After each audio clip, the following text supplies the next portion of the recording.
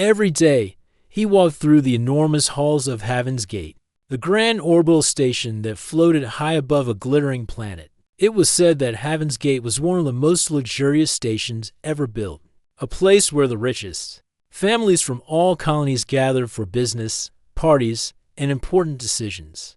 The walls gleamed with silver panels, the floors were polished to perfection, and chandeliers floated in the air with soft lights that never flickered. To most people, it was breathtaking, but to Ravi, it was simply where he worked. He carried his cleaning tools like a soldier carried his gear, a mop in one hand, a small cleaning droid following behind him, and a quiet determination in his steps. Ravi had learned long ago that people rarely noticed the ones who cleaned up after them. They stepped around him without looking, talked over him like he wasn't there, and sometimes even acted like he didn't exist. But Ravi didn't mind. It was honest work, and honest work had its own quiet dignity. Tonight, though, the station was busier than usual. A huge gala was being held in the central ballroom, an event so important that people had been preparing for weeks. Business leaders, colony governors, and billionaires had arrived in shining ships, each dressed in clothes that looked like they belonged in a museum. Ravi had been ordered to clean quickly and stay out of sight once the guests arrived. No janitors near the ballroom. His supervisor had warned him, "You're here to work, not to be seen." Ravi nodded and said nothing, as he always did. He didn't envy the rich. He didn't resent them either. He had grown up on a crowded Earth colony, in a place where people worked hard for little pay. His parents taught him to keep his head down, work with pride, and be kind even when the world wasn't kind back. He lived by those words every day. As he swept one of the side corridors leading to the viewing deck, he heard laughter and music echoing from the ballroom far away. He imagined what it must be like inside a room full of shining clothes, soft music, and endless food. For a moment, he paused and listened. Then he shook his head and went back to work. But that's when he noticed her. A young girl, maybe 12 years old, was sitting on the floor by the large viewing window at the end of the hallway. She wore a sparkling dress, the kind only the very wealthy could afford, and her dark hair had been neatly styled. But instead of smiling or laughing, she sat quietly, staring out at the endless field of stars. Her face was calm, but her eyes looked lonely, almost sad. Ravi hesitated. He wasn't supposed to interact with guests. If someone saw him speaking to her, his supervisor would scold him or worse. But something about the girl made him pause. He gently set his mop aside and spoke in a quiet voice. "Are you all right, miss?" The girl turned and blinked at him. For a moment, she looked surprised, as if no one had spoken to her in a long time. Then she gave a small shrug. "I'm fine." Ravi tilted his head. "Are you lost? Should I call someone for you?" "No," she said quickly. "I'm not lost. I just didn't want to be in there anymore." She pointed toward the ballroom. Ravi looked at the grand doors down the hallway, guarded by security drones. "Isn't there a party? It must be exciting." The girl shook her head. "It's not. Everyone's talking about boring things, like money and trade routes. My mother is too busy with her guests. She told me to sit at the children's table, but I don't like any of them." Ravi gave a small nod. He didn't know what to say. He wasn't good at talking to rich people, let alone children of billionaires. But he didn't want to leave her sitting there alone. "I see," he said simply. "Sometimes big parties can feel very empty, even with many people around." The girl looked at him curiously. "You talk strange, like an old man." Ravi chuckled. "Maybe I am an old man. My niece certainly thinks so." She tilted her head. "You don't look that old." There was a short pause before she asked, "Who are you?" "I'm just a janitor," Ravi said with a polite smile. "I keep these halls clean so people like you can enjoy them." The girl blinked at him, surprised. "You're the cleaner? But you don't look like the other workers. You actually talk like you care about things." Ravi wasn't sure what that meant, but he decided not to ask. "What's your name?" he asked instead.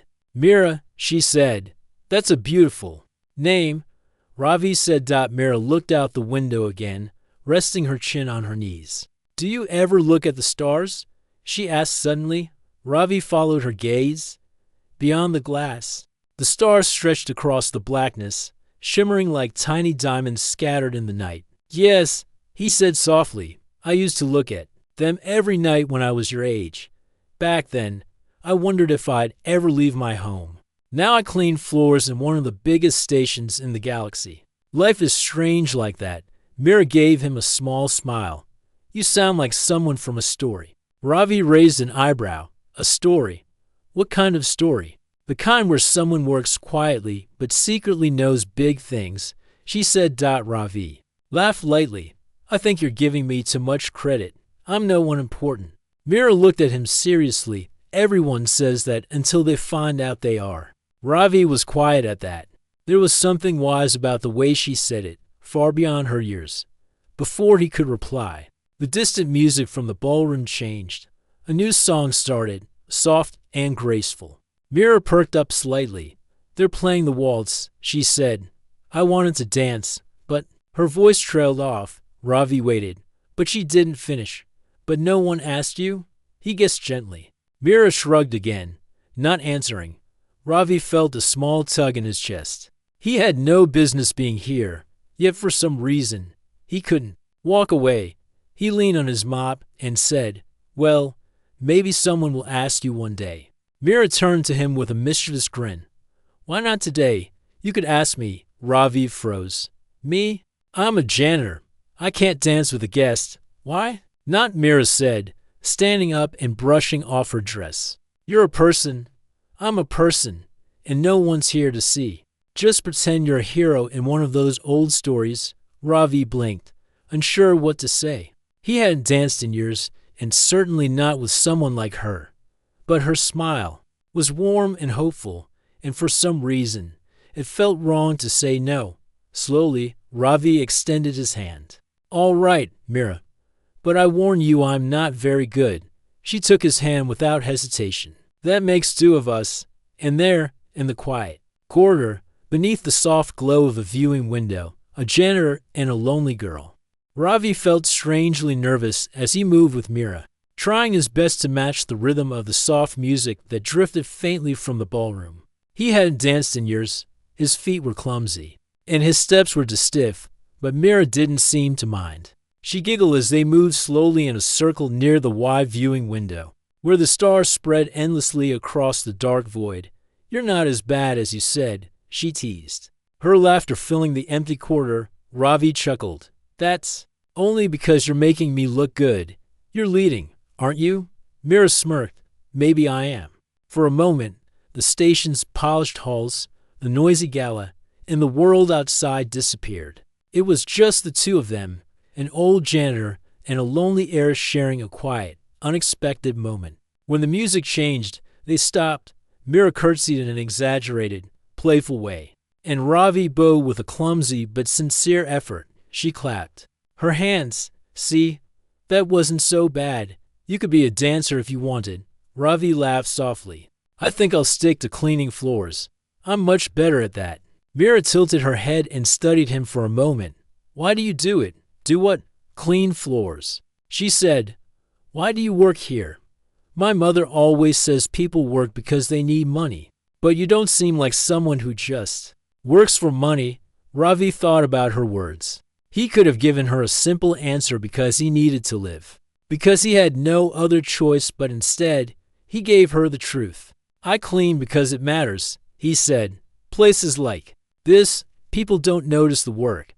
But if no one did it, they would notice right away. It's quiet work, but it keeps everything running.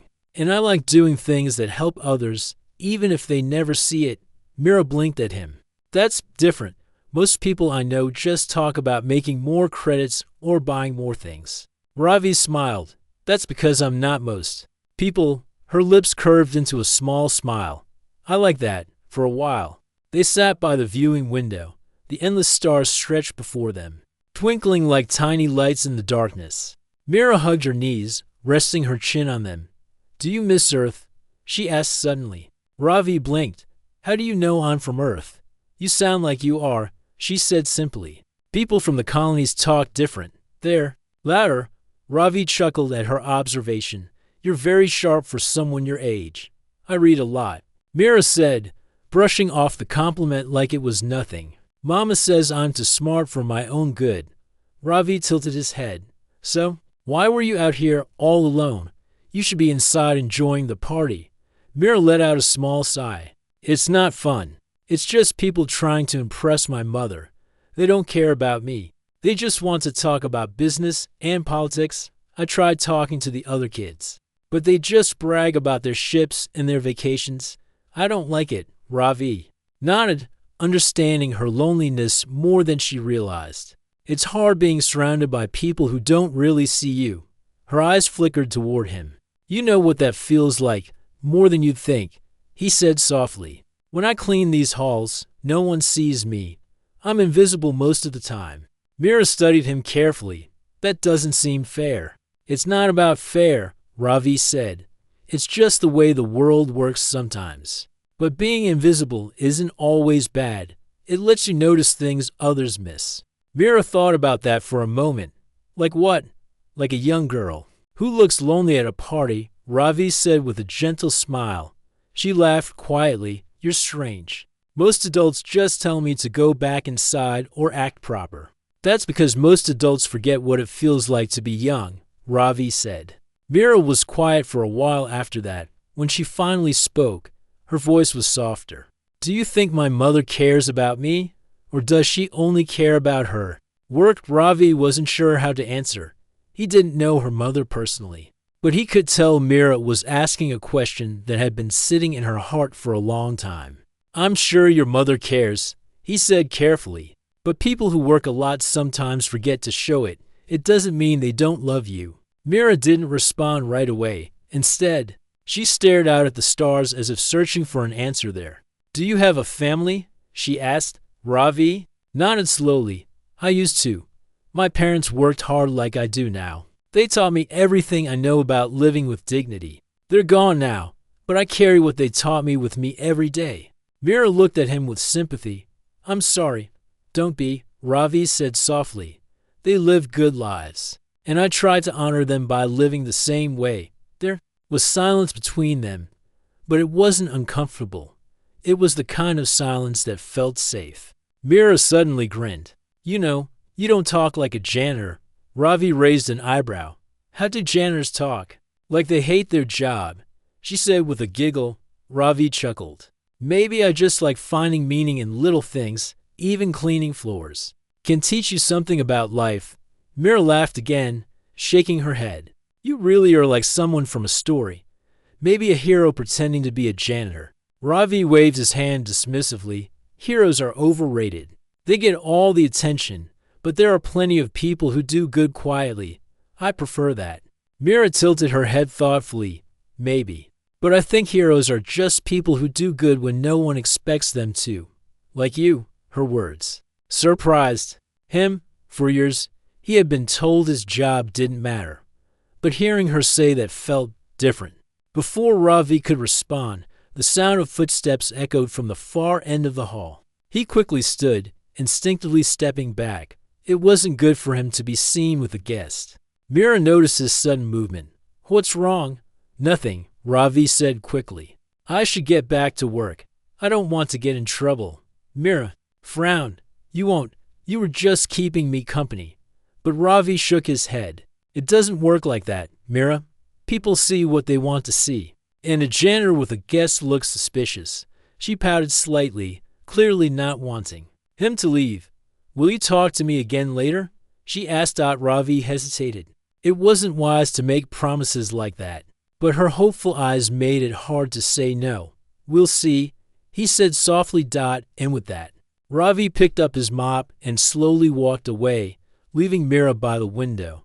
But as he worked, he couldn't shake the feeling that this small conversation had changed something both for him and for her. The next evening, Heaven's Gate felt different. The grand gala had ended, but the station was still alive with activity. Security drones floated along the polished corridors. Soft lights glowed on the walls, and the distant hum of engines echoed faintly through the station. Ravi moved silently through the side halls, carrying his cleaning tools as always. He wasn't expecting to see Mira again, after all. She was the daughter of one of the most powerful women in the colonies. Someone like her had no reason to talk to a janitor, and yet, as he entered the viewing deck to check for any spills or trash left behind by guests, he saw her again sitting by the same large window, staring at the stars. She turned when she heard his footsteps, her face lighting up. "Ravi, I was hoping you'd come back." Ravi blinked in surprise. "You were hoping for me, yes," she said quickly. "I wanted to talk again. Yesterday was nice. You actually listened to me. Most people don't." Ravi leaned on his mop, unsure what to say. He wasn't used to being wanted anywhere, let alone by someone like Mira. "You should be with your family," he said, "or at least with people your age." Mira rolled her eyes. "I told you, I don't like those kids. They just brag about how rich they are or where they've traveled. And my mother is too busy with her work. She doesn't notice when I'm gone." Ravi frowned slightly. "She must notice. Parents always notice." "Not mine," Mira said softly. She hugged her knees and looked out the window again. "She's always in meetings or talking to important people. I don't think she even knows what I like or what I do for fun. I think she only sees me as for responsibility." Ravi felt a tug in his chest. He had seen many people like Mira's mother, powerful, driven, and too consumed by their goals to notice what truly mattered.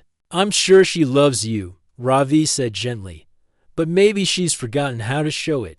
Mira gave him a small, sad smile. "You're good at saying things that make me feel better, even if they're not true." Before Ravi could answer, the faint sound of music drifted through the corridor. It was coming from the ballroom again, though this time it was quiet and soft, a slow waltz that floated through the air like a whisper. Mira's eyes brightened. "They're playing the waltz again," she said, standing up quickly. Ravi tilted his head. "Do you like dancing?"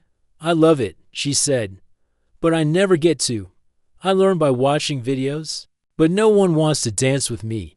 The kids at the party don't know how, and the adults are too busy." Ravi hesitated. He remembered yesterday how she had made him dance, how light and happy she had looked. Mira turned to him, her eyes sparkling with mischief.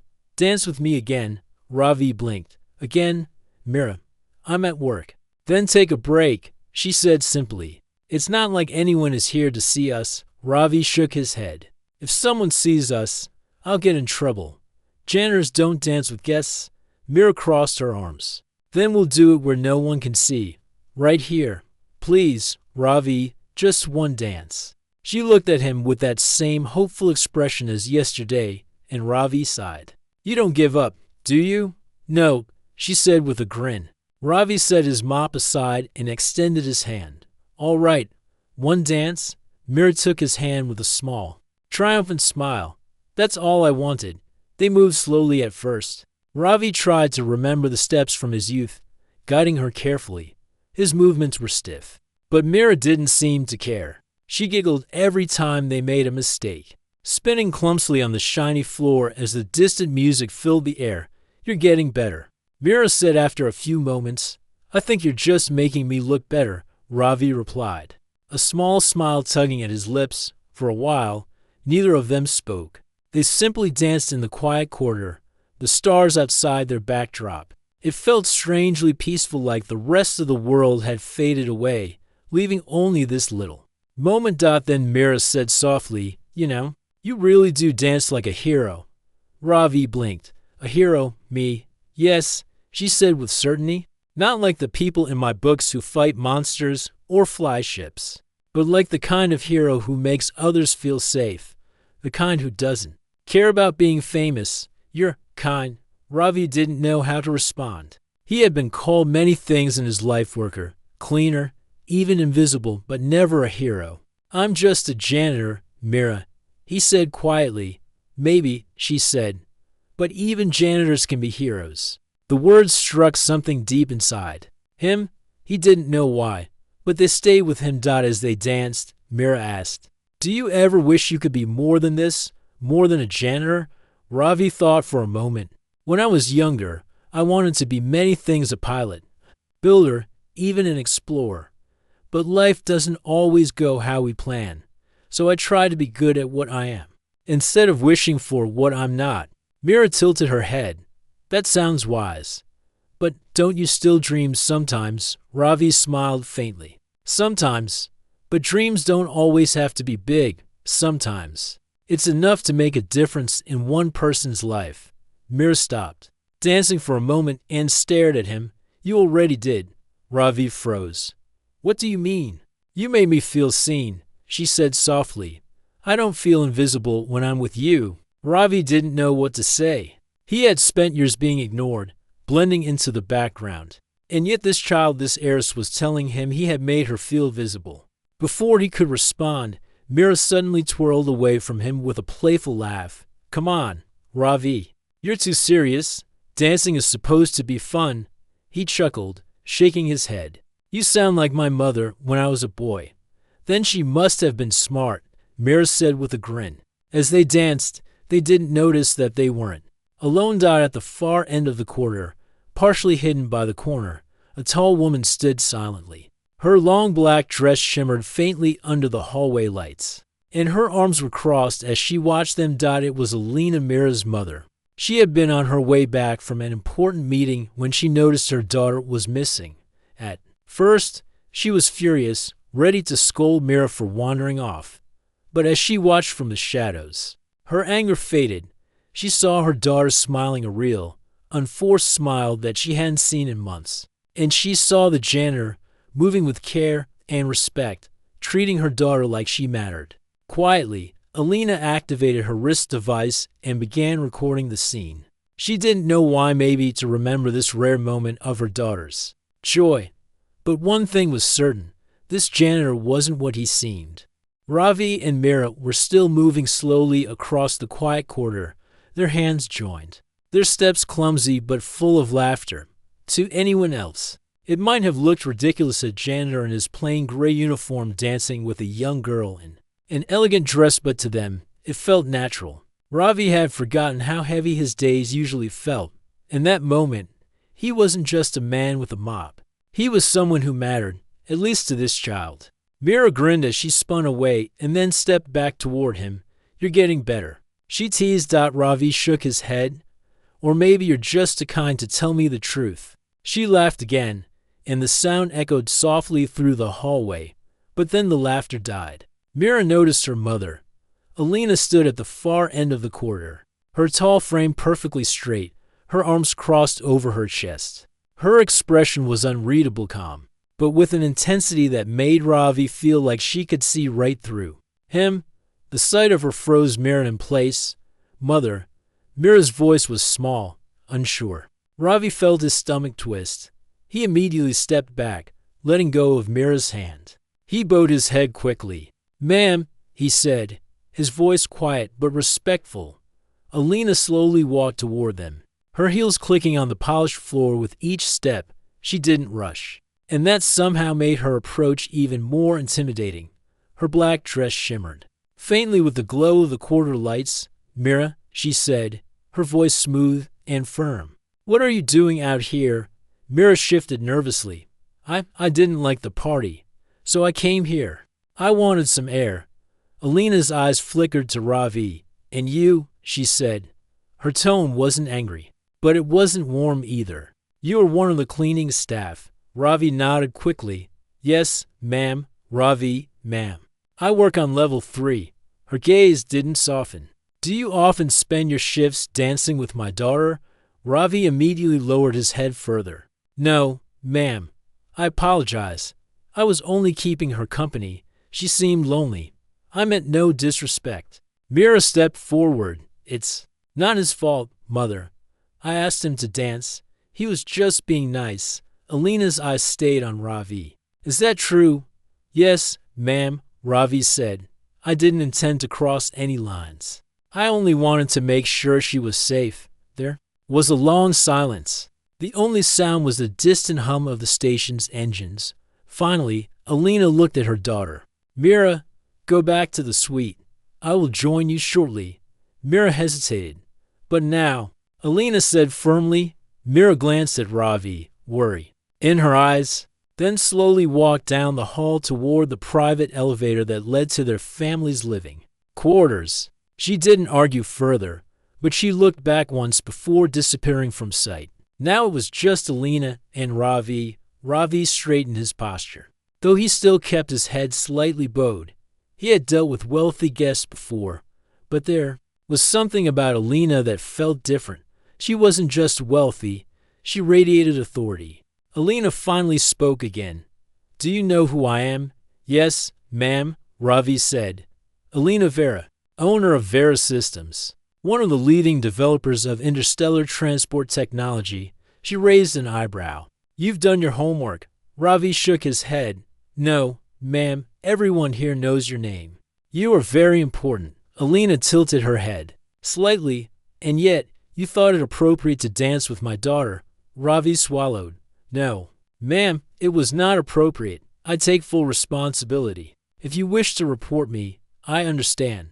Her eyes narrowed slightly, as if studying him. "Report you? Do you think that's what I want?" Ravi stayed silent. Alina took a step closer.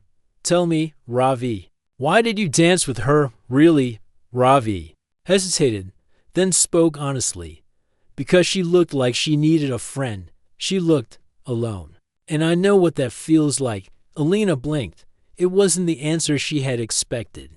"She's surrounded by people," Alina said. "Why would you think she's alone?" Ravi met her gaze for the first time. "Because I've seen that look before. I grew up with it. Sometimes being surrounded by people doesn't mean you're seen." For a moment, Alina didn't respond. His words seemed to hit her deeper than she cared to admit. She had been told before that she spent too much time working, that she didn't give Mira enough of herself. Hearing it from a janitor, though a man with nothing to gain by lying, felt different. Finally, Alina exhaled slowly. "You're bold," she said. Ravi immediately lowered his gaze again. "I'm sorry." "Ma'am," she didn't answer right away. Instead, she pulled out her wrist device and tapped it. The screen lit up, showing the recording she had taken earlier. Ravi and Mira dancing in the quiet corridor. Mira laughing with a joy Alina hadn't seen in a long time. Ravi's heart sank. She had recorded them. "Do you know why I recorded this?" Alina asked. Ravi shook his head. "Because I wanted to remember the last time my daughter smiled like this," she said quietly. Ravi looked up in surprise. Her voice had softened, just slightly. "She doesn't smile like that often," Alina continued. "Not with me. Not with anyone." Ravi stayed silent, unsure what to say. Alina studied him for a moment, then said, "You care about her." Ravi nodded. "She's a good child. She just wants someone to listen." Alina's gaze lingered on him. She wasn't used to staff speaking so openly, but there was no arrogance in his tone, only honesty. Finally, she said, "Go back to your duties. But when your shift ends, come to my suite. We need to talk." Ravi froze. "Ma'am, you heard me," Alina said firmly. "I want to know more about the man who made my daughter smile like that." She turned and walked away without another word, leaving Ravi standing in the corridor, stunned. He picked up his mop and resumed cleaning, but his hands felt unsteady. What could someone like Alina possibly want with him? For years, Ravi had lived quietly, unnoticed, but now, for reasons he couldn't understand, the most powerful woman on the station wanted to speak to him, and somehow, deep inside, he knew his life was about to change. Ravi had spent the rest of his shift with his mind tangled in thoughts. The mop moved back and forth on the polished floor, but he barely noticed what he was cleaning. He couldn't shake the image of Alina standing there, watching him dance. With Mira, most people in his position would already be packing their things, preparing to be escorted out of Heaven's Gate for crossing a line. Yet Alina hadn't fired him. She hadn't even yelled. Instead, she had told him to come to her suite after his shift. The thought of it made his stomach twist. Why would a woman like her want to speak with him? What could they possibly talk about when his shift finally ended? Ravi walked slowly toward the high-security residential level of the station. He had never been there before. The elevator alone required a scan of his ID and an additional confirmation from the staff at the front desk. The guards looked at him curiously. likely wondering why a janitor was being summoned to one of the most private areas of Heaven's Gate when the elevator doors opened. Ravi stepped into a corridor that looked like an entirely different station. The walls were lined with soft gold panels, the floor covered with plush carpet instead of cold metal.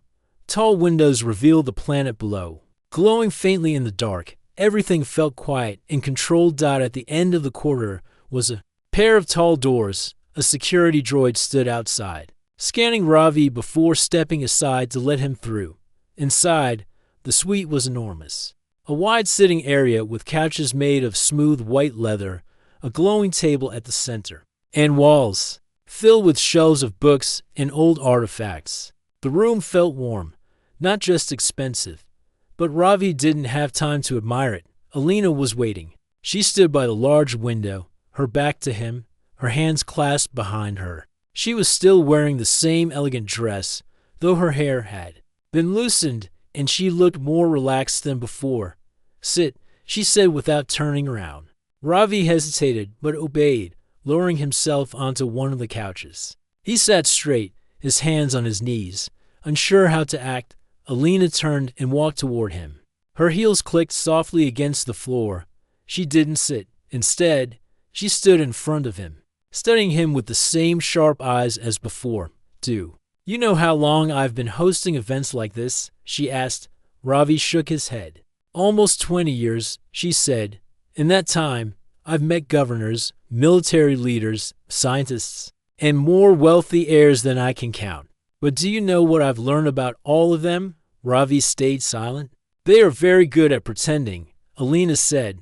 "Pretending to care, pretending to listen, pretending to be more than they are. But my daughter, she can see through that. She always could." She walked toward the table and poured herself a glass of water. "Mira doesn't like these people. I don't blame her. They all want something from me. They all want to use her as a way to reach me." Ravi tilted his head slightly. "That must be difficult for her." Alina gave him a sharp look. "It is. And yet, somehow, a janitor managed to make her laugh, to make her dance. Do you know how long it's been since I've seen my daughter smile like that?" Ravi shook his head. "Months," Alina said softly. She set her glass down and finally sat across from him. "Tell me, Ravi, what exactly did you say to her?" Ravi was taken aback. "I didn't say anything special, ma'am. I just listened. She wanted someone to talk to. So I talked with her."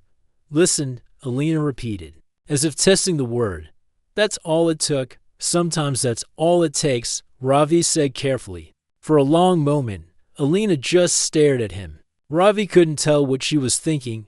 Finally, she said, "You're different." Ravi blinked. "Ma'am, you speak like someone who has lived through more than you let on. You're not like the other staff on this station. Most of them only talk when they're told to.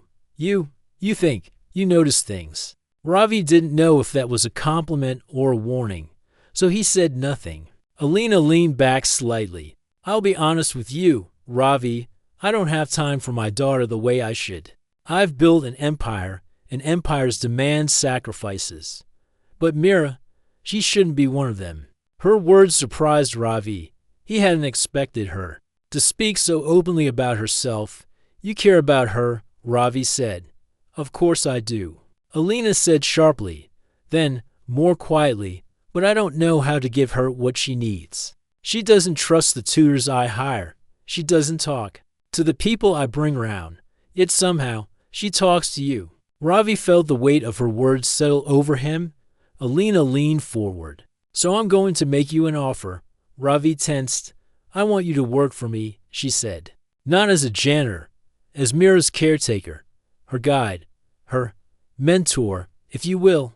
Someone who can be by her side, listen to her, teach her about the world beyond all this." Ravi blinked.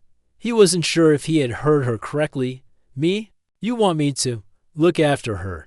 "Yes," Alina said simply. "She trusts you. That alone makes you more valuable than any expert I could hire." Ravi shook his head slowly. "Ma'am, I don't think I'm qualified for that. I'm just a cleaner." Alina's eyes hardened. "You're more than that, Ravi. Don't insult yourself." Her words silenced him. Think about it, Alina said, standing again. The position comes with better pay, private quarters, and access to the resources you need. But more importantly, it gives Mira someone she can actually rely on, someone who sees her as a person, not a tool. Ravi hesitated. It sounded like more than a job, it sounded like a responsibility he wasn't sure he could handle. I don't know if I'm the right person for this, he admitted. Then prove it to yourself. Alina said, stay for a month. If it doesn't work, you can go back to your old position. But I don't think you'll want to. She walked back toward the window, her back to him once more. Mira needs someone like you, and I think you need someone like her. Ravi sat there in silence. He didn't know what to say. Finally, he stood. I'll do it, he said quietly. Alina glanced back at him and gave a small, approving nod. Good, report here tomorrow morning. Mira will be happy to see you. As Ravi left the suite, his heart was heavy but strangely hopeful. His life had just changed in ways he couldn't yet understand, and for the first time in years, Ravi felt like he had a purpose greater than himself. Ravi woke up earlier than usual the next day. For years, his mornings had been the same, waking in his small staff quarters, eating a simple breakfast, and starting his shift with a mop in hand. But today was different. He wasn't a janitor anymore, at least not in the same way. He had been given a new role, one that still felt unreal every time he thought about it. Caretaker, mentor, guide for Mira Vera. Even as he dressed in a fresh uniform, his hands trembled slightly. He kept wondering why Alina had chosen him. She could have hired anyone, a trained tutor, a counselor, someone with proper experience. But she had chosen a janitor. By the time he arrived at Alina's suite, he had almost convinced himself that she would change her mind. But when the doors opened, he was met by Mira's excited face. Ravi, she exclaimed, running up to him, you came. I thought you might not. Her joy startled him. He hadn't realized how much their brief meetings had meant to her. Of course I came, Ravi said, managing a small smile. I told your mother I would. Mira grinned and grabbed his hand. Good. I have so much to show you. Come on. Ravi let her lead him into the suite. It was even larger than he had noticed before, separate rooms branching off from the main living area. Walls covered in colorful artwork and shelves lined with books, both digital and printed. There was even a small indoor garden. It's artificial. Sunlight glowing softly on the leaves. Alina appeared a moment later, dressed in a sharp business suit. She looked at Ravi with her usual measured expression. Ravi, she said, I trust you understand the importance of this role. Yes, ma'am, he said. Good, Alina replied. You're here for Mira's benefit. Keep her safe. Keep her engaged and teach her what you can. She needs someone who isn't afraid to speak honestly. Be that person. Ravi nodded. I'll do my best. Alina studied him for a moment longer, then turned to Mira. I have meetings until late evening. Ravi will be with you today. Finally, Mira said with a dramatic sigh, no more boring nannies. Alina gave a faint smile before heading toward the door. Behave, Mira.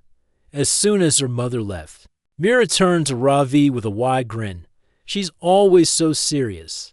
But that means we can do whatever we want. Ravi chuckled softly. I'm not sure that's how it works. Close enough, Mira said. Come on. I want to show you my favorite spot. She led him out of the suite and into a hidden corridor he hadn't noticed before. They passed through several twists and turns until they reached a quiet observation deck. Unlike the large public ones, this one felt private and peaceful, with only a single bench facing the massive window. This is where I come when I want to think, Mira said, climbing onto the bench. No one ever bothers me here. Ravi sat beside her. It's beautiful, he said, looking out at the endless stars. It makes me feel small. Mira said, but in a good way, like all the things I worry about don't matter as much out here. Ravi nodded. I used to feel that way too. When I was young, I'd look at the stars and wonder what was out there. I thought if I could reach them, everything would make sense. Did it? Mira asked. Ravi smiled faintly. Not really. but I learned that it's okay not to have all the answers. Sometimes it's enough just to keep moving forward. Mira tilted her head. You always sound like you're telling a story. Did you ever want to be a storyteller? Ravi chuckled. No, but I suppose life makes you one. If you pay attention. For a while, they sat in comfortable silence. Then, Mira said, Can you teach me something today? Ravi looked at her curiously. What do you want to learn? Anything, she said. Not the boring things they teach me in lessons. Something real. Ravi thought for a moment. All right, how about this? Let's learn how to notice things. Notice things? Yes, Ravi said. When I was a janitor, I had to see things others ignored. Small details. They tell you a lot about people and places. Mira's eyes brightened. That sounds fun. Show me. They spent the next hour walking through different parts of the station. Ravi pointed out little things she had never noticed before. The way the guards positioned themselves near important rooms. The tiny scratches on the walls that showed where cleaning bots couldn't reach. The subtle changes in lighting that told you when a section was under maintenance. You see, Ravi said, details tell stories. If you pay attention, you'll always know more than people expect. Mira's face lit up. You're right. This is way better than my lessons. By the time they returned to the suite, she was still buzzing with excitement. Tomorrow, can you teach me more? Maybe about the people here? I want to know what they're really like. Ravi smiled. We'll see. That evening, Alina returned. She looked tired, but when she saw Mira chatting happily with Ravi, her expression softened. How was your day? Alina asked. Great, Mira said. Ravi showed me how to see things differently. I noticed all kinds of stuff I never saw before. Alina raised an eyebrow at Ravi. Did he, now? Yes, Mira said proudly. He's a way better teacher than my tutors. Alina glanced at Ravi again, her expression unreadable. I'm glad to hear it. After Mira went to her room, Alina approached Ravi. She seems different, Alina said quietly. Happier. I think she just needed someone to listen, Ravi replied. Alina studied him for a moment. You're doing well. Keep it up. As Ravi left for the night, he felt something shift inside him. For years, he had worked quietly in the shadows, unseen and unheard. Now, for the first time in a long time, he felt like he was making a difference. But as he walked through the dim corridors back to his quarters, he couldn't help but wonder why Alina had been so quick to trust him with something so important. And deep down, he sensed that there was more to his new role than he understood. The next week passed in a way Ravi hadn't expected. Every day, he spent hours with Mira walking through the station, teaching her how to notice small details. Listening as she talked about her thoughts and dreams, she asked questions about everything. Why the station lights flickered slightly when the engine shifted power. Why the workers looked tired after long shifts. Why people in power always seemed so serious. Ravi answered what he could, but sometimes he simply listened. Mira didn't seem to mind. She had changed since their first meeting. She smiled more, laughed easily, and no longer hid herself away in the private observation deck as often. Ravi was proud of that, but he couldn't ignore the strange feeling that lingered. Something about this arrangement still didn't make sense. On the seventh day, that feeling grew stronger. It began in the morning, when Ravi arrived at Alina's suite.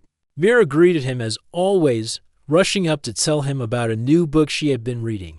But Alina wasn't there. She left early, Mira said when he asked. She's been working even more than usual. I don't think she's sleeping. Ravi frowned. It wasn't his place to question Alina's habits, but the observation stayed in his mind. Later that afternoon, while Mira was sketching on the floor of the living room, Ravi noticed a small data tablet lying on the table. It was Alina's, sleek, expensive, and still active. He shouldn't have touched it, but a notification kept flashing on the screen. Before he could look away, a single line of text caught his eye. Project Haven. Prepare transition. Clearance level A. Ravi froze. Project Haven. He had never heard of it. In transition. What did that mean? Ravi, Mira's voice pulled him back. What are you looking at? Ravi quickly set the tablet down. Nothing important, just work notes. But it didn't feel like nothing. That evening, when Alina returned, Ravi couldn't help but notice how tired she looked. There were faint shadows under her eyes, and her shoulders were tense. She greeted Mira warmly, but when her daughter ran off to show her a drawing, her expression changed to something heavier, something she tried to hide. Ravi decided to speak. "Ma'am, if I may, are you all right?" Alina turned to him, her face unreadable. "Why do you ask?" "You seem troubled," Ravi said carefully. For a moment, Alina said nothing. Then she sighed and sat on the couch, motioning for Ravi to do the same. "You notice too much," she said. "I used to be a janitor," Ravi replied softly. "It was my job to notice what others ignored." Alina gave him a small, tired smile. "Perhaps that's why you're good with Mira. You see what others miss." There was silence for a moment.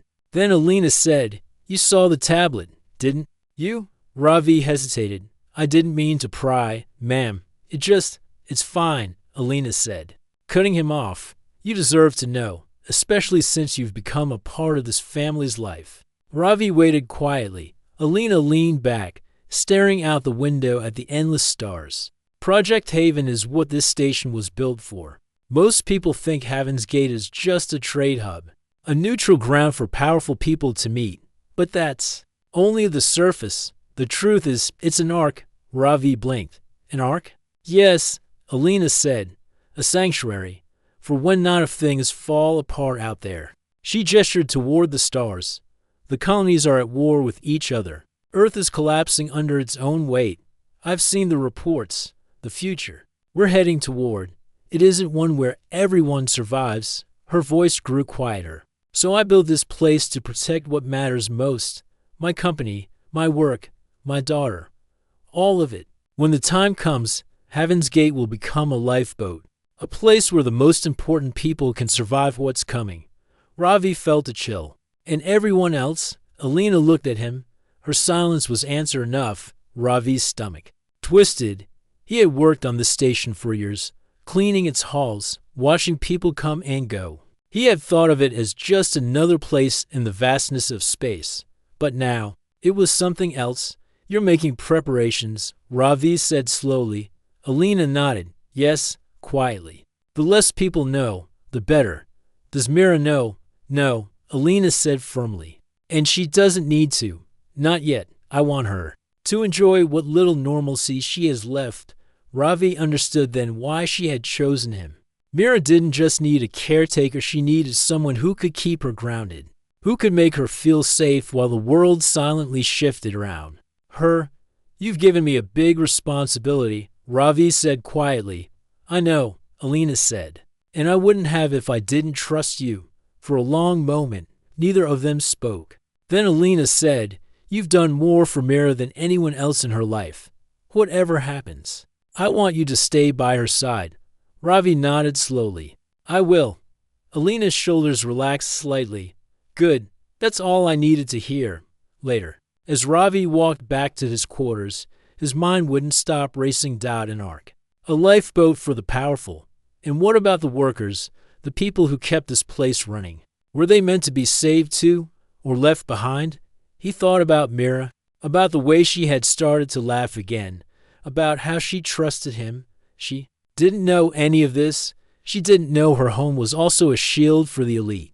And Ravi couldn't decide if it was better for her to stay in the dark or if she deserved the truth. As he stood in the corridor, staring out at the stars, Ravi made himself a quiet promise.